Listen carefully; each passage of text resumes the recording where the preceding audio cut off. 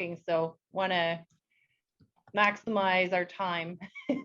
Yeah, there's a lot here. I'm just gonna open up your thing here. So before we get started, you guys, I just want to acknowledge first that we are on Treaty 4 territory.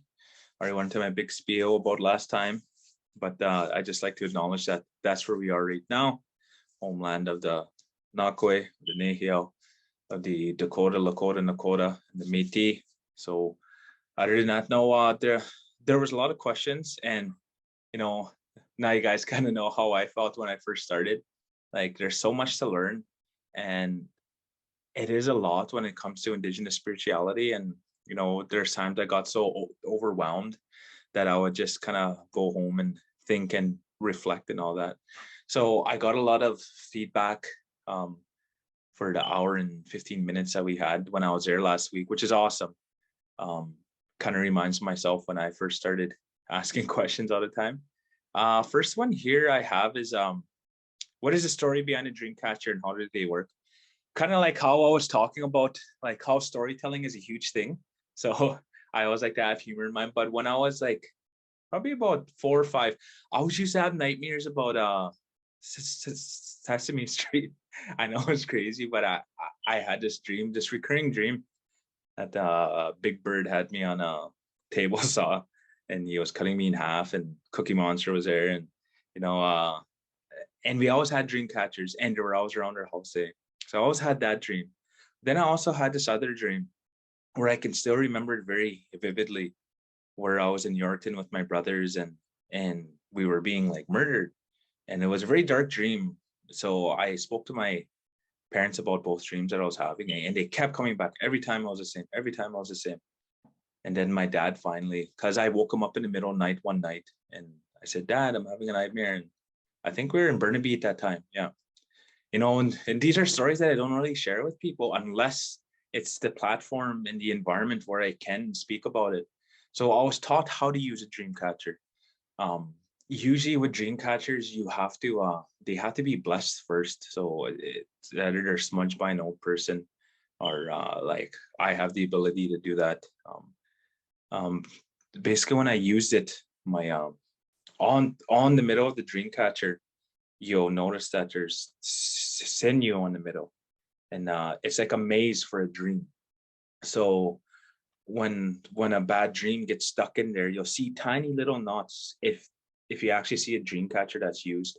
And when my dad used it with me, he got me to spin it clockwise, and he told me to think about that dream and to pray at the same time and ask the creator that I want that dream to go away. I don't know if it was my mind when I was like 5 or 6, but when I was thinking about that bad dream, it's like kind of like a star, I guess. It just kind of went inside of the dream catcher. Then there was a little knot in there. But then I stopped having that dream, but we spun it, and that's when it happened. And then when it went the other way, that's when it kind of got lost in there. Then when you look at it, at the pattern of it, that dream will constantly try find a way out, but it won't find a way out because obviously it's just a huge maze and it's a big circle. So that's why we kind of like that circle. And and I think I read more questions here about the number 4. So there's like 4 seasons, there's 4 emotions, physical, mental, spiritual, emotional, 4 directions, northeast, south, and west. So we really like that number. I don't know what it is, but it's just how it is for me growing up and when it comes to that number. And then about the 2 spirit. So what I was raised growing up, old people would hear us, and back in the day, it was quite different. But once you went to like a real McCoy, like outer, that kind of like, they don't even like to be called outers. It was either your mushroom or your cookum, or also it was like your Japan, which is like your great grandfather or your great grandmother. It's the same for both. There's no gender specific for that word. What I was told is always respect everybody no matter what, because no matter what, at the end of the day, the creator has made us brother and sister. So me, whenever I have a person gets mad at me or angry at me, I honestly pray for them. I honestly pray for good things to happen to them. And it's never done me wrong. So when it came to 2 spirit, it was the same kind of teaching that I was getting. But So us as male and female, I guess, it's that one spirited. So when you have two spirits, that means you have that male and female spirit. You have both. And by way back in the day, that used to be because we had roles in what we did. So the men would go out and hunt, and then when we brought back what we hunted, then the females would process the meat. Everything happened at their teepee. And if you take a look at a teepee, it's just like a dress, and you'll know a good teepee is when you won't see any of the poles. Like it's like back in the day, we were told a man's business is outside of the teepee, and on the inside of the teepee is a woman's role. So inside of there is where the children were reared, food was processed, all that kind of stuff, all those old school stuff. But now it's a new day and age to where two-spirited, I'm trying to put it in understandable terms in a very compact amount of time. Basically, they can go into the spirit world. So spirit world is our version of heaven. It's where we go when we die. We're only here physically for a little bit.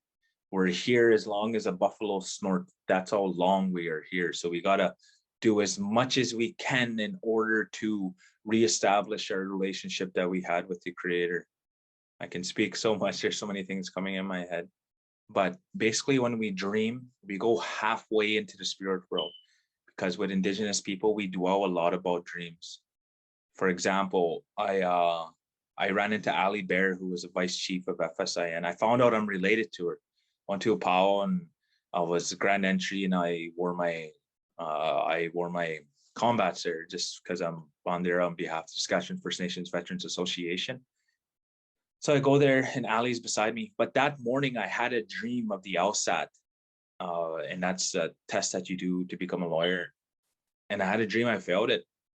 And I never met Ali before, but she came right beside me, and I said, "Oh, you're the new vice chief." And then we introduced ourselves, and she's like, "Where are you from?" I said, "Keys Goose," and I have family from Cody's. So she has family from Cody's as well, and then we found out we're related. And I knew she was a lawyer, so I said, "This is crazy." I said, "But I had a dream about LSAT this morning, and I was wondering if you have any information about it." She's like, "It's crazy. I had a dream I was talking to somebody about this." And it's just crazy because she had a dream she was talking to somebody about it that morning, and I had a dream about the LSAT. So she went into the story about how she failed it the first time and how she learned what that test was, and then she got it on a second go. So then we spoke about law for a long time.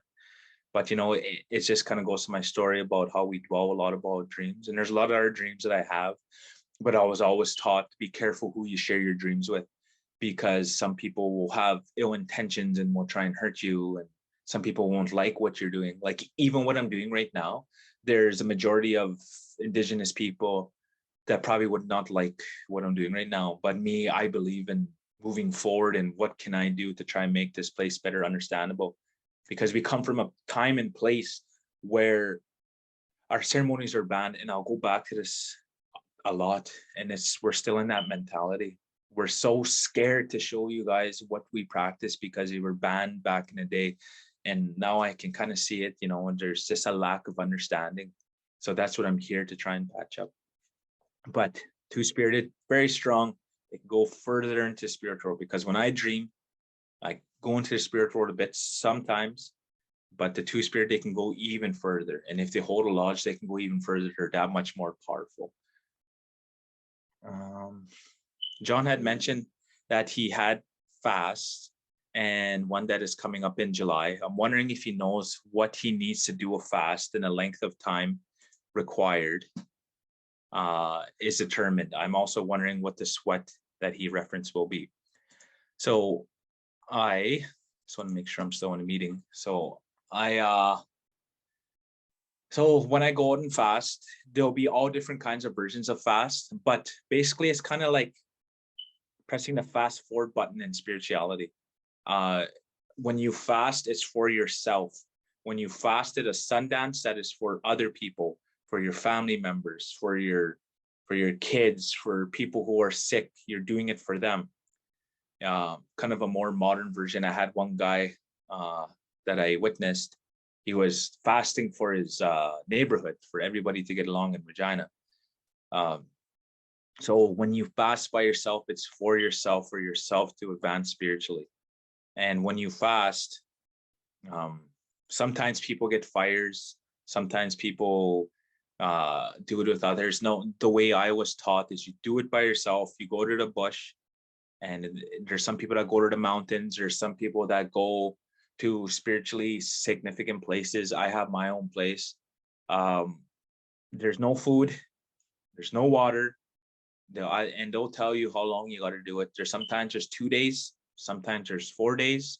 When I got eased into it, it was 2 days first and then 4 days afterwards.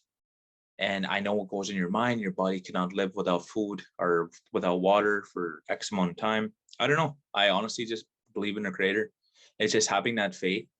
Back in the day, we had that blind faith where we would just honestly just do things and we wouldn't question things. But now we're in the age of science.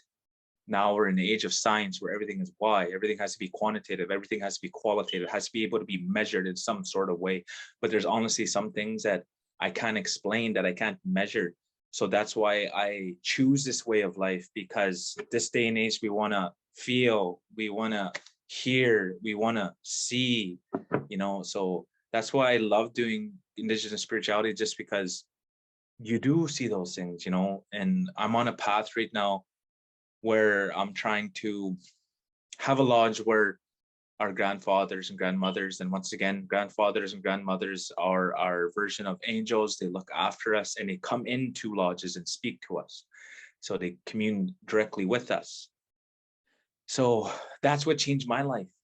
When I got into ceremonies and they told me, drinking's not good, respect your wife, don't yell at her, respect your kids. All these teachings that I was giving were taught to me, and I got people coming to challenge me and say, you're talking to the devil. I was like, well, respecting my wife and and marrying her and being told to live a honest life is the devil, then okay, then this is my devil, I guess.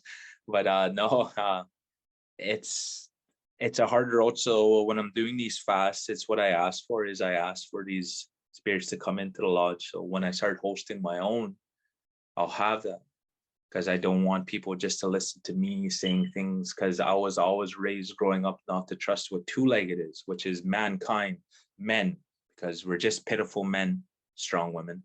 But I always trusted what the ancestors, in the English way that you guys can understand, the ancestors, spirits, what they say to me, because they never done me wrong.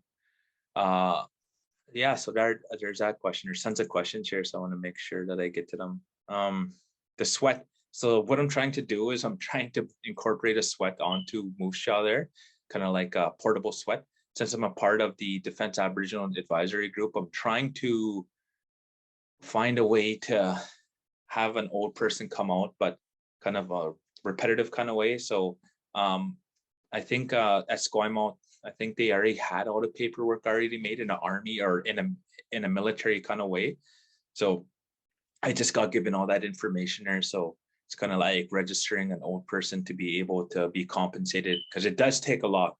I always used to think of that, when I paid for stuff, like these old people that run these ceremonies, that's all they do. That's all they concentrate on. And sometimes you don't get paid for it. I think about the rocks that they have to get for the sweat. They have to go out and ask for them, or else they have to go out and hunt for them. Some sweats only use red rocks. All the medicines that they prepare, and they have to be clean for 4 days after. No, 4 days before. So they can't even lay with their wife the way I was taught. Like they can't even lay with their wife when it comes to preparing for a ceremony. And they prepare medicines. They get all the willows, all this work that goes into it. Sometimes they're not even compensated. So I kind of ask on their behalf, because I know that they won't ask for it. Explanation of why there was no female pipe: simply because he's male and he's not allowed to possess a female pipe. It wasn't clearly explained. So once again, I'm being, my wife, she's very smart. She's like, John, you got to be prepared for this, but at the same time, I am sharing a lot with you guys. This is kind of like you guys are getting firsthand experiences of like the true stuff, like the stuff that's out there. The female pipe is an elbow pipe. So the pipe that I have kind of has, so I can't have it on camera, but the elbow pipe just kind of looks like a corn on a cob pipe, I guess. It's smaller and it kind of stops right away. But with my pipe, it keeps going and it comes back. A female pipe, I am not a female outer, and I don't want to go too far on that, but that's what I was just told the way I was raised. And I didn't really ask questions about this kind of stuff. But with a female pipe, I know they're much stronger than ours, just because all of the things I explained before, like how a woman has ability to give life. Even when a woman goes through her menses, it's a very powerful ceremony, very powerful. Like I cannot give it enough words for how powerful a woman is. Even when they're going through their menses, it's a powerful ceremony because they clean themselves out spiritually. Even back home, like on my reserve, this is deep stuff too. Like women aren't allowed into the sweat, and that bugged me a lot because women just go through as much as men do in this life. But it goes back to my teachings back home in key schools, that a woman is so powerful that they have that strength to kill pipes, and that's the way I can put it in English.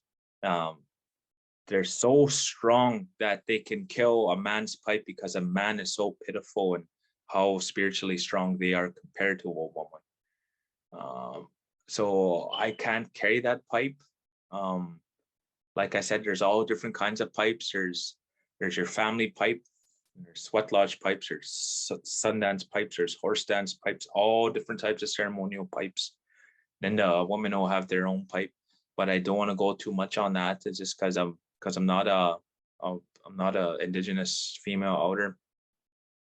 But even as you go even western or eastern, you'll see more of those female pipes, and then you'll know what I'm talking about when you see that elbow pipe. It's just kind of goes straight up. Maybe it should be considered in advance, given half the audience is female. Yeah, so there's only so much that I can do, like in the time that I'm allotted. So I have to kind of choose the things that I am speaking about. And then how did John acquire all of his cultural items? So like I was kind of sharing the story there. When I was trying to do a lot of night lodges with one of my teachers, I got told in the ceremony from the grandfathers and grandmothers, and once again, that's like our version of angels. They kind of give us guidance and everything. And I got told in that lodge that in the future, I am going to be where that old man sits. And this is probably when I was 22. And then that was a lot for me at the moment. I kind of doubted myself because I didn't have all those cultural items that this question is about. I had like sage, cedar, and sweetgrass. I had little smudge pans and sweetgrass and things like that. Like just the small things. And then, I was starting to cry because I was like, I don't have any of those things. And they told me like in a couple years, that's what I'm going to be doing.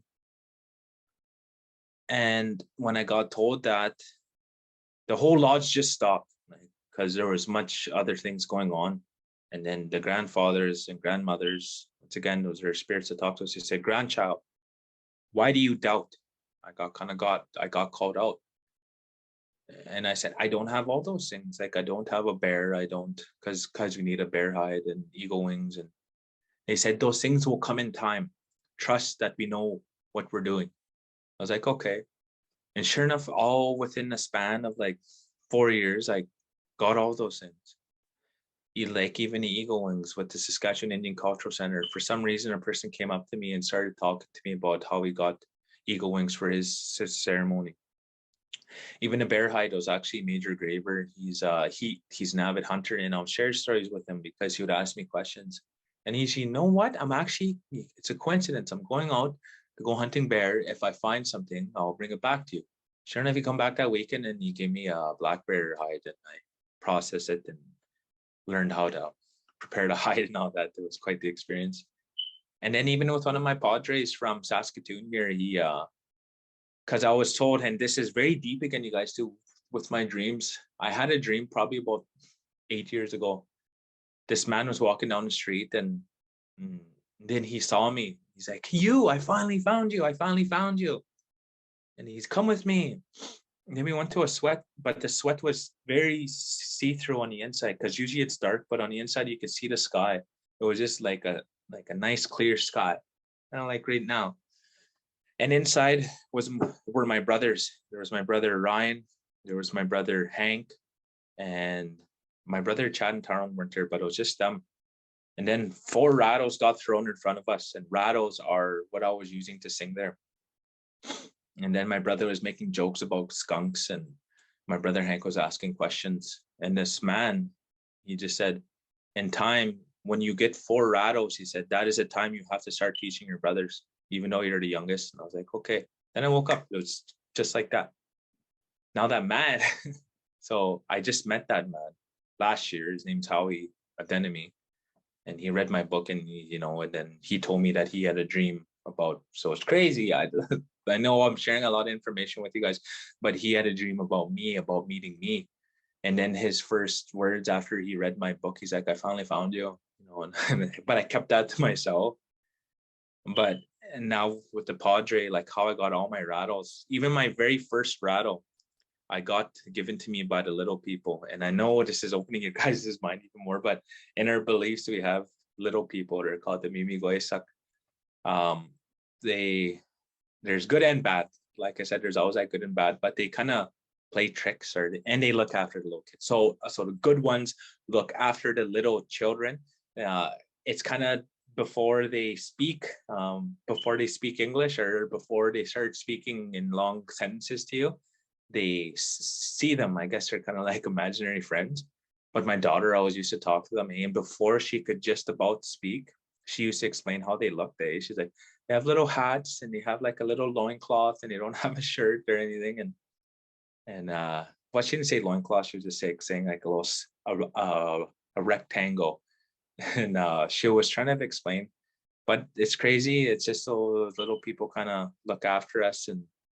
But no, that's who gave me my first rattle, was the little people. They came in a lodge and they were jumping on my lap, and this rattle kept coming to me. It was one of my teachers there, and he said, keep it. I was like, for real? And I was trying to use it. Then the little people grabbed onto my wrist, and they were jumping up and down. And when I got told, because it's usually like little rounds that we do, like we'll stop, sing. And then they said, you sound like a horse that doesn't know how to walk, but these little people are trying to teach you how to use it. And I was like, oh, okay. And then my next one got given to me by my cookum. And then my next rattle that I got given to me for helping out at lodges. And that was from my current teacher, Darius. And then my fourth got given to me by this other man that I encountered that did a lot of shaking tents and lodges, and he adopted me as his son. Then my fifth one was given to me by my Padre in my unit there. And so crazy now that I reflect on it. So I'm happy I got this question. So what the Padre said, I went to go do a sweat for a guy up north, and I gave him a bunch of army mod tent, and he was so grateful. And he gave me a rattle, and it had like moose fur on it. That was the one that I was using up with you guys there. And he said, here, I'm going to give you this as a gift. And the Padre said, oh, no, I can't take that.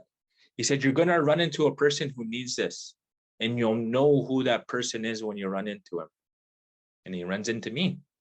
And he's like, I have a feeling this is meant for you.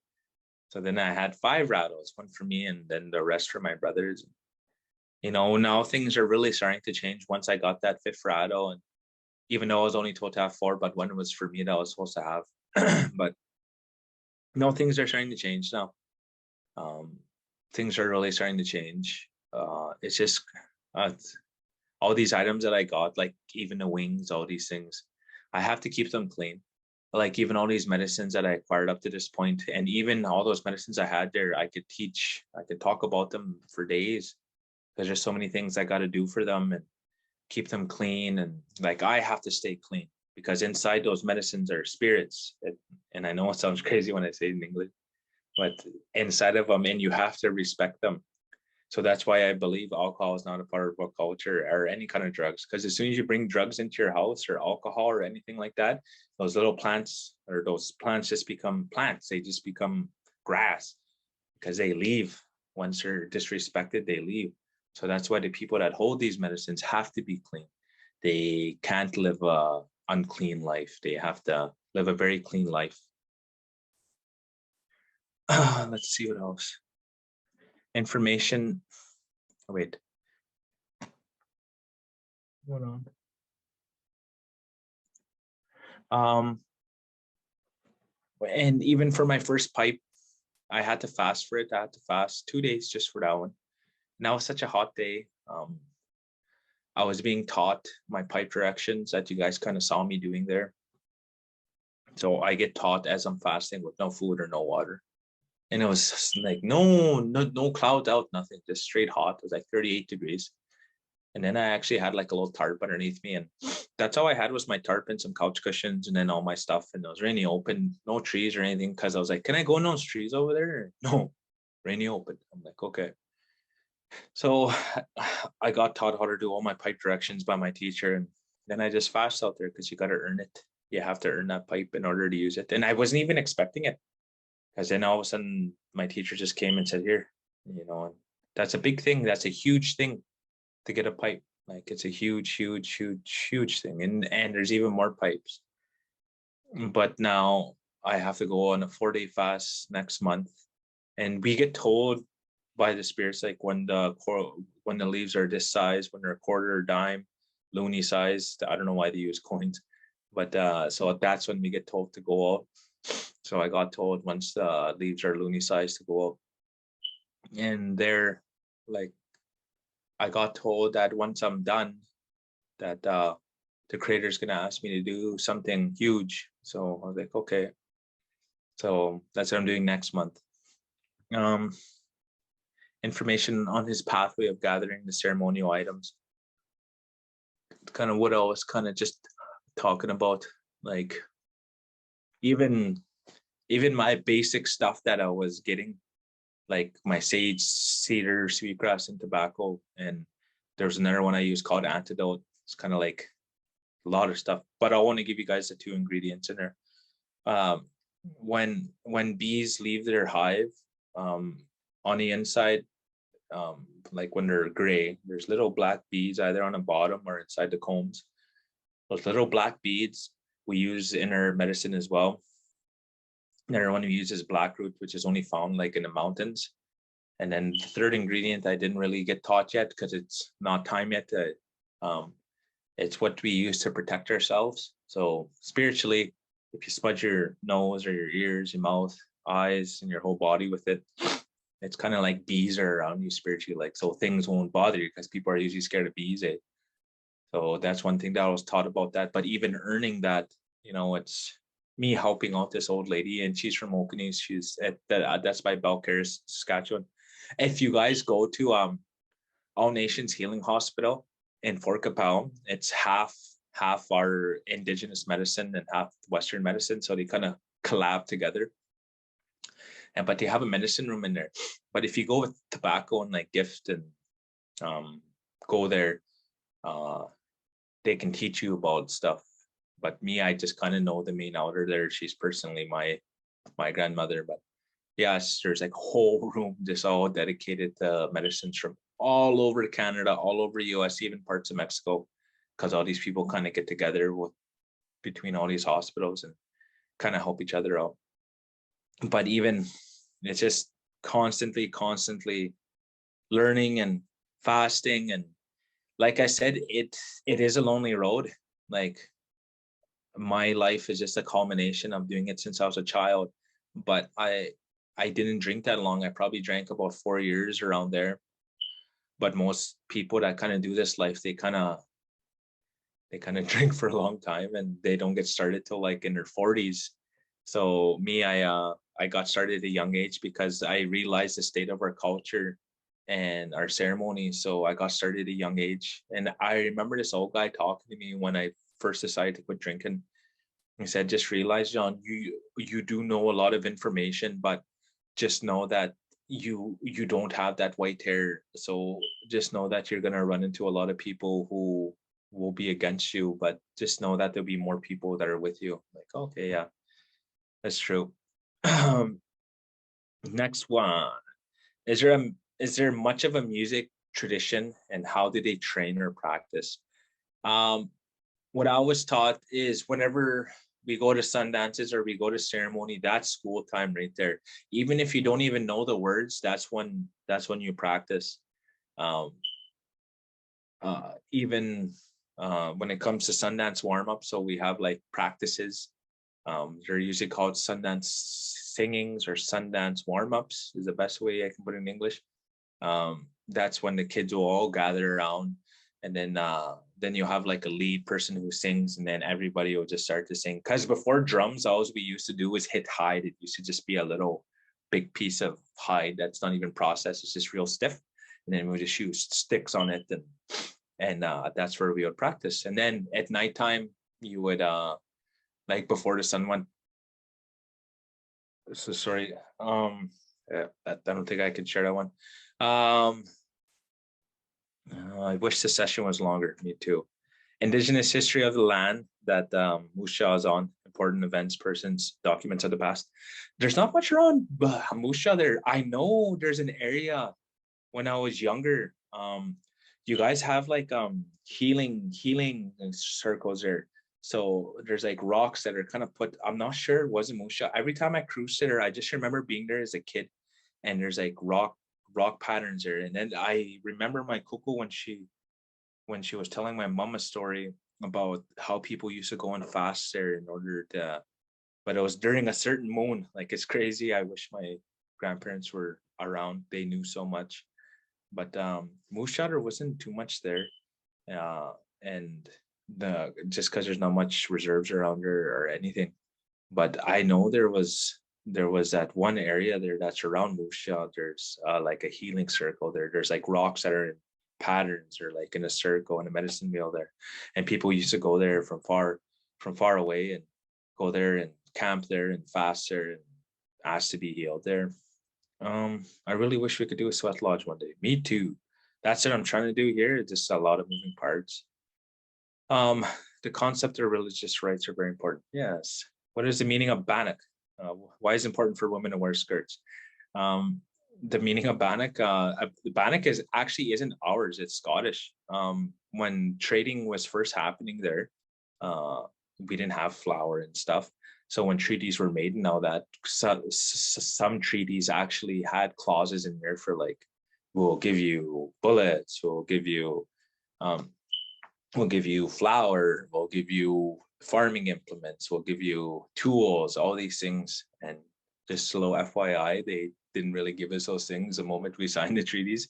Once in a while, they give flour, but right off the bat, like they didn't give us like cows because they promised us cattle, they promised us plows, they promised a bunch of farming implements, but none of that stuff was given to us right off the bat, right after treaties. There was some to the headman, so that's like a chief and council, but to everybody else, no, nobody got squat. So to this day, we're settling a cows and plows. It's called. It's like a multi-million-dollar settlement because the moment that these treaties were signed, they didn't even honor them. Like the moment after, like so now to this day, actually, my wife and my kids are getting theirs because they're from a different reserve, so they're getting their cows and plows settlement this summer, and then my reserve I think is next year. Why is it important for women to wear skirts? It's very important. You know, it's kind of an older school kind of thought kind of thing, but it's kind of just like a teepee. It's kind of covered her legs, kind of right down to the ankle, and there's some that aren't, but things are starting to change now. But just from the things that I observed from being in lodges and stuff, like the women are taught to, and women are very like, well, whenever I see a female outer, I'm like, they're just real strict, like really strict. Uh, it's kind of just, it teaches you stuff about self-respect. I can't speak too much on it, but it teaches about self-respect for the things that I did observe. and just respecting the gift that the Creator gave you for the ability to give life. And it is just like a teepee, kind of like what I was saying before, how all the poles have to be covered, just because it's all a woman's business. That's what I was taught. And even me kind of speaking more right now, like, once again, that would be another female outer, because there are some things that I can't teach. Even when it comes to teaching my daughter, it's my wife that kind of teaches her a lot for the spiritual and cultural aspects. And then my wife's kind of going through it too, and she kind of gets frustrated as well when it comes to women's teachings, because she sees me learning so much, but she has to find a woman that she trusts in order to teach her. And that proves to be difficult these days. Well, there's a lot. 3 things I learned were how to properly smudge. We rub the back of our neck, because that's where our spirit is. Yeah, that's where I was taught that the pipe needs to be moved in it says counterclockwise, clockwise direction. Just make sure clockwise. And then when it comes to pipes, there's some places where they just kind of hand it off to the person to their left. Just make sure it doesn't turn a certain way. And then you the way I was taught is to kind of grab over, and then under, it's just like a gift. The way I was taught is just kind of like if a baby was like, it's crazy. Like now that I'm speaking about it, just like a newborn baby is being handed to you. You're real gentle with that baby when it comes to you. Origin of the songs, I just got told that they're very old songs, and the songs that I have, they're really old. That's all I know. Like, even I run into other people who sing the same songs as me, and then I ask them, but the people that I ran into that sang them, like, when I heard them, I'm just smiling. But they're I asked where they got it from. Then they'll tell me this big long story, like it goes way back to like the 1800s, and like, holy cow. And then I'll ask even more, and like I'll always ask questions just like how you guys are, but they're like really old songs. That's all I know.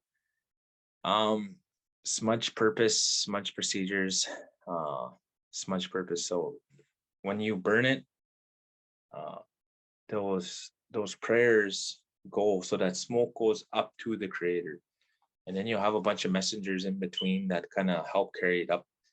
That's why we kind of believe in that ego a lot, and that ego is kind of a messenger for our prayers as well.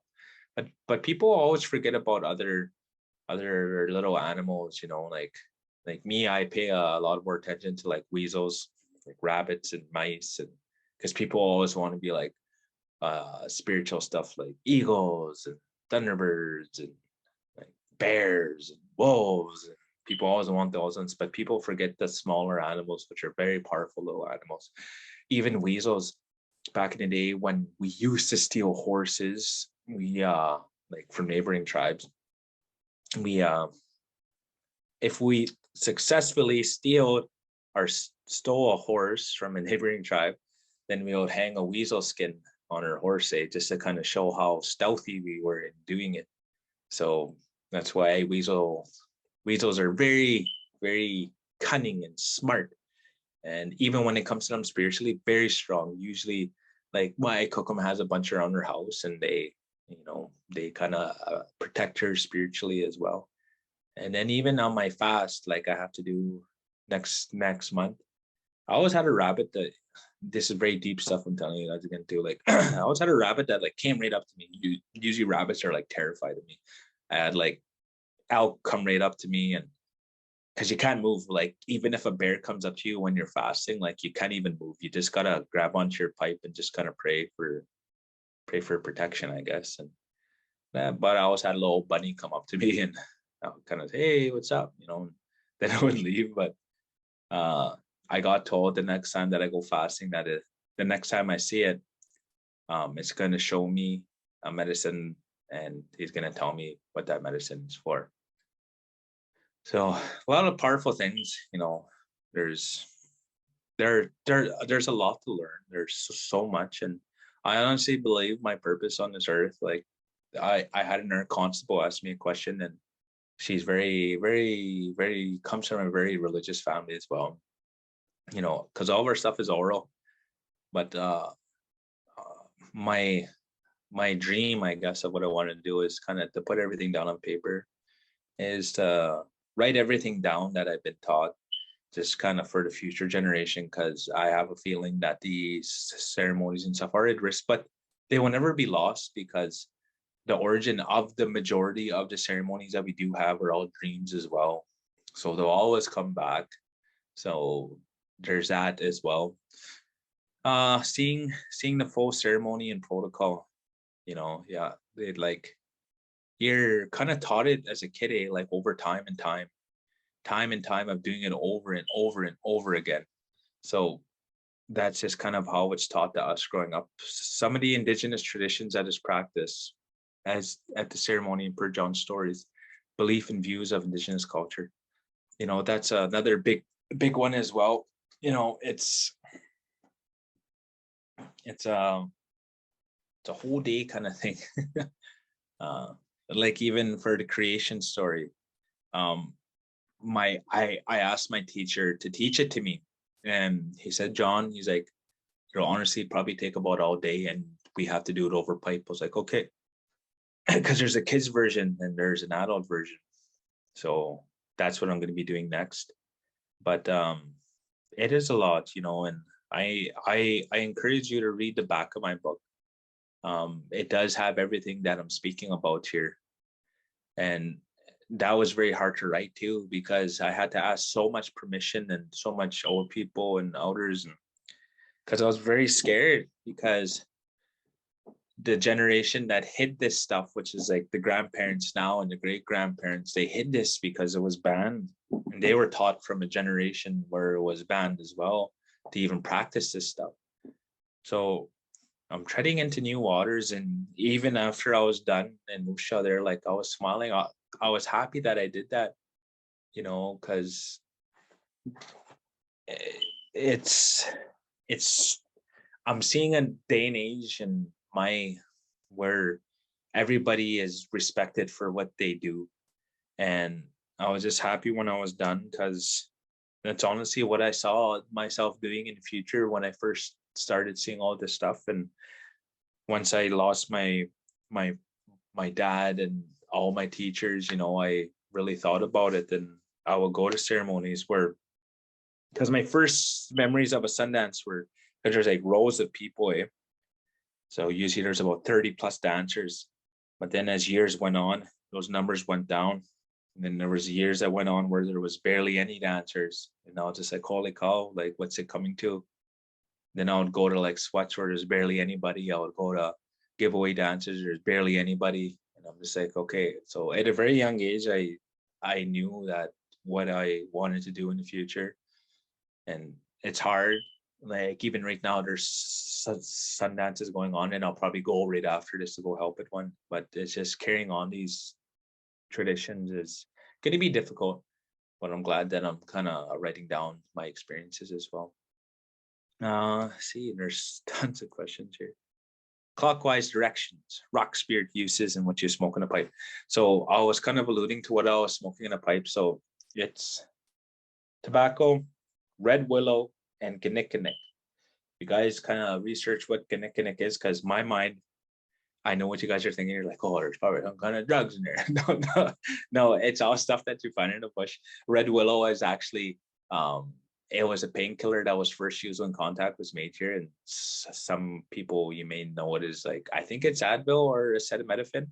But yeah, that's what's used in my pipe is tobacco, kinnikinnick, and red willow. But then you'll run into other people who use other stuff. And I know some people might be thinking, well, is in your pipe, is that what makes you see things? No. Down south, they use peyote, and I encountered that once. And I'm glad that I didn't participate in that, because me and my two brothers went to one and we didn't even know. It was good. Like, I honestly respect what they do. Once we went there, they were smoking it, and then it came to us, and then I just said, out of respect, that's just not the way we were raised. We're just gonna go wait outside until you guys are done. Then he got mad at us. So I was like, oh, well, I know I'm not in the right place. So we kind of just left. But that's their way. So there's Paiute and Peyote. I don't know anything about those teachings. I know they just hallucinate, and it's a hallucinogen. And that's just not the way I was taught. I wasn't taught smoke and hallucinate and stuff, but I always got told to respect what people do. Clockwise directions, we're always moving forward in life. We're never moving backwards. We're always moving forward. We're always looking forward now, and we're not looking back. But there is backwards people out there, but it's a gift. So if you ever go to a ceremony, or if you ever go to a powwow and you see everybody else dancing in a clockwise direction, you'll see like the odd person that's going counterclockwise, but they were just gifted. They were gifted in that way to do that. So if you say like, I love you to a person, they'll say, I hate you, or I don't like you, but they mean the opposite. So when they smudge in a counterclockwise direction, it actually is them going clockwise. They become atagak, so it's like backwards. So they're kind of funny as well. Like because the translation is like clown spirits, I guess. Like so they are backwards. So when they do come, you have to say everything opposite. So like you're an ugly person, or like so, but it means the opposite. So it's just real weird. Whenever you do see them, or if a person is gifted that way, like even when I was at a Sundance before, like all this stuff that's kind of nicely put everywhere, like they're like stomping all over it, and they're like, I don't know, they're like teasing people, but at the same time they're complimenting them. It's real crazy. It's just weird. Petroglyphs, sorry, I'm just looking. Probably would be at St. Victor's. I just know it was like an open area with some hills around, and I think so. Yeah. So just know that that's where, what I was told, that is that where people used to like fast and stuff and come from long ways. Oops. Then when I got told to be facing south, so that's just the way I was taught. So the ones that help me are the Thunderbirds. So when I faced Sawanox, which is south, that's the home of the Thunderbirds. So that's the way I faced there. So if I was facing east, which is a lot of things back home that I see where they face east, that's where that sun comes up. Sagastanok. So that's Kisagapesum, that's where that sun comes up. But the way I was taught was to face south, because that's who I want to welcome, are the ones that look after me, which are the Thunderbirds. And then slightly just off to the southeast is the Misquami mushroom, so that's the hail mushroom. And then for my white horse, which is the southwest. So those are the ones that look after me, that named me, that walked with me, that looked after me. So that's the reason why I face south. It just is to welcome the ones that look after me. The importance of the ceremony, the number 4. Oh yeah. So the 2 and 3 spirit, yeah. So I kind of went into the 2 spirit there already. But no, that was a lot of good questions. I'm so happy that I got to answer a lot of them. I don't know what else to tell you guys. Like, it's crazy. I'm so happy that I'm getting to do this, and this is always what I wanted to do. And I'm still learning at the same time. Kind of like what I said, out of like grade 12 in university, I'm like grade 4 right now, because the people that I know that teach, like, they don't want to be discovered. Like I said, it's that mentality. They're very humble in what they do. And I was just on the phone with my teacher. He's at a Sundance right now, and I was just asking him questions, and just kind of confirming everything. He's like, "No, John, you got it." I was like, "Okay." But no, other than that, no. I just want to thank you guys for listening to me today, and it's a beautiful thing we're doing. It is, like, it honestly is. But anyways, thank you guys. For next week there, if you guys have more questions, I'll be more than happy to talk about them. And then if not, I'll be talking about horse dances. I'll be talking about tea dances. I'll be talking about shaking tents and night lodges. which are a lot. So that'll be next week. Awesome, John. There will be a survey going out for those who are on the call today. So feel free to put your questions in there, and then we can send them to John beforehand. And, you know, I could listen to you talk all day because there's always so much I learn. And I'm really grateful for you to share with us a lot of your teachings and knowledge.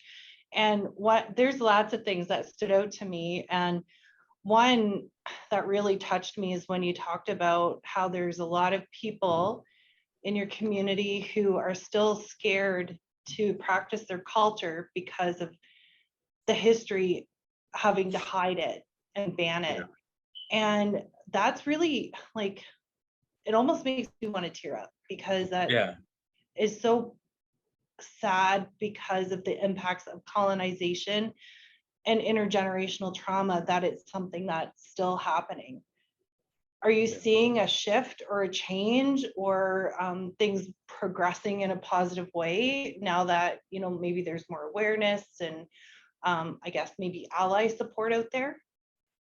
I do. If I was to take you to a Sundance right now, you would probably, like, if you went to Pine House, I mean, the Little Pine, which is where I'm going right now, I guarantee you, like, I would have to have a link up person because it would probably go so deep that you would, like, probably get lost. You would go through so many bends and turns, and then you would finally see it. And it's just a beautiful thing to see once it's actually going. But there's some places like in Big River, which is where my wife's from. As soon as you drive on a reserve, you see all the lodges as you come in. You see all the sweats, you see everything, and they're not afraid because they're kind of the kind of people who didn't kind of they didn't stand up to the Indian agents, but they weren't afraid to practice it. So even though it was banned, they still kept going, and because they would kind of get told to stay under reserve since they weren't listening and stuff, but they didn't need to go back in town since they were self-sufficient. But for other reserves out there, they needed to go into town. So in order to go sell one chicken, you had to get a pass from an Indian agent in order to leave. But if you were banned and told to stay on the reserve, then you couldn't go sell your one chicken. So there was a lot of people who still exercise that treaty right to hunt, which is a whole nother can of worms I could talk about with treaties. But yeah, but no, it's there is a lot of other allies out there, and it was honestly our vets that gave us a voice. It was when they came back from World War II and even the Great War, they're the ones who help us get a political body. They're the ones who help us get a voice, and they kind of stood up to the powers that be. So I'm so happy for our vets. So that's why I'm a part of our Saskatchewan First Nations veterans, because they were kind of the first to pioneer everything, which was with my grandfather. And I actually learned his name. Johnny Tompkins was another vet that helped create the FSIN and the Friendship Centers and everything you see today. It's just because of them two and Henneque as well. So there was three of them who were key after World War II that help us get a voice. There's so much history out here. It's absolutely amazing. Yeah. And another thing that kind of stood out to me too was when you were talking about the little people. And I have like Celtic ancestry. So in the Celtic view, it's like fairies. And from my understanding, it's kind of a similar idea. Like they'll hide things on you and you have to leave things out for them. So you can try to balance that, kind of, you know, make good with them so they can, you know, keep your stuff in one spot and not play tricks. They love candy and they love shiny things and tiny little things. So so I'm hoping the stuff that I'm doing is that they'll come in when my time comes, that they'll come into my lodge and help people. But it's a lot. It takes a lot. So I don't want to take all the questions, but does anyone else have any comments or questions? If I could just take a couple minutes, can you hear me? Yes, sir. Okay, it's Chief Thorne. Hey, how are you? Hey, so John, thanks for doing this. I know you've been working with the MFRC, and I really appreciate that partnership. you know, since you were here last, or at least when I saw you last, you know, we've kind of advanced our DAG a bit, and you know, we've had some really good meetings, I think, and some good discussions. So I'm really encouraged and so thankful for you for what you've been doing. You know, I had a chance to read your book, by the way, since we talked last, and yeah, you know, I know you referred to it quite a bit, but it's certainly a great resource for a lot of folks to, and especially military members and defense team members to certainly, you know, educate themselves a little bit too. And thanks so much for the the smudge last week. So I heard it was a really like a pretty decent turnout, and you know, so nice that you could come and do that. So really appreciate that in today's discussion. Looking forward to next week. I'm not sure if I can make it next week, but I will if I can, or can if I will, I mean. And you know, certainly in the future, I know you and I talked about the smudge in the past too. Oh, sorry, the doing a sweat. Yeah, hopefully we can figure that out. You know, we're still under COVID restrictions here, which was one of the reasons I kind of left that alone for a little bit. But we'll get there. I'm confident. But thanks, John. No problem, sir.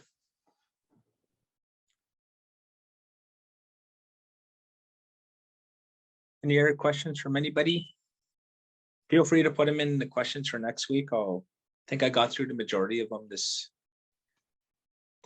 time here that we had. When you were talking about the rock formation around Moose Jaw, a comment came in asking if that might be St. Victor, south of Assiniboia, and that's the petroglyphs. Is that? That could be, but I was so young, but I do remember the things that I was taught, but I just remember that, yeah. Awesome. I know we were putting like tobacco and like big rocks that were there as well, so they'll kind of have like little pimples or craters in them, I guess. Then we would put tobacco in each and every one of them. But then there were like rock formations, kind of like a wagon wheel, I guess. I guess they had a bunch of stuff in them, like rocks and all that. So, but that's what I was taught about that area. I think my camera just gave out. Oh, you're frozen on our end, but yeah, with 2 minutes to spare, so we did okay. Yeah, it just survived to the very end, right on. All right. Well, yeah, we'll reconvene next week. And as I mentioned, a survey will be going out. So please send your responses in. We take everything you have to say into account, and helps us plan future events. And yeah, I think that's about it. So thanks you guys for having me. Thanks for coming, and see y'all again next week. Go ahead, John. John. Yeah, no problem, you guys. I'm happy I was here. Okay, I'm off to Sundance now. Okay.